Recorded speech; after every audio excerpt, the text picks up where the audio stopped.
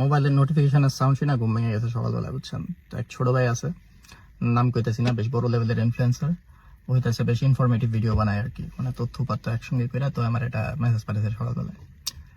ছবিটা দেখা আমি পুরো চোদনায় গেলাম যে এও সম্ভব বাংলাদেশে, মানে এটা কেমনে সম্ভব হয় একটা দেশে। একটা রানিং এমপির গলায় রামদা দৈরা বলে সম্পত্তি সব লেখা হয়ে গেছে। এমপি মানে ওই এলাকার সবচেয়ে পাওয়ারফুল লোক, সে জনগণের ভোটের দ্বারা নির্বাচিত। তার অবস্থা যদি এরকম হয়, তার সহায় সম্পত্তির যদি কোনো নিরাপত্তা না থাকে, ওই দেশের মানুষের, সাধারণ মানুষের কেমন নিরাপত্তা থাকে? রানিং এমপি হইতে পারে সে স্টিফেন হকিং, বাট সে তো এমপি, রানিং এমপি। সংসদে যায়, সংসদে যে আসে আইন প্রণয়ন করে, অথচ তার নিজের এলাকায় নিজের প্রতি আইনের কোনো বিচার নাই।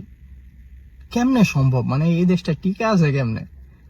মাঝে মাঝে আমার মনে হয় স্বয়ং আল্লাহ তাআলা বাংলাদেশ চালাইতেছে, মানে গভর্ন করতেছে, আদারওয়াইজ এই দেশ টিকা থাকা সম্ভব না।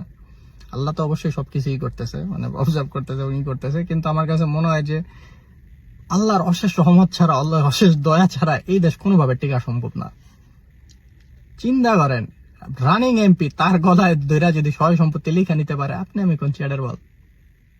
যাক, ভালো হয়েছে ভাই আমি থাকি না দেশে,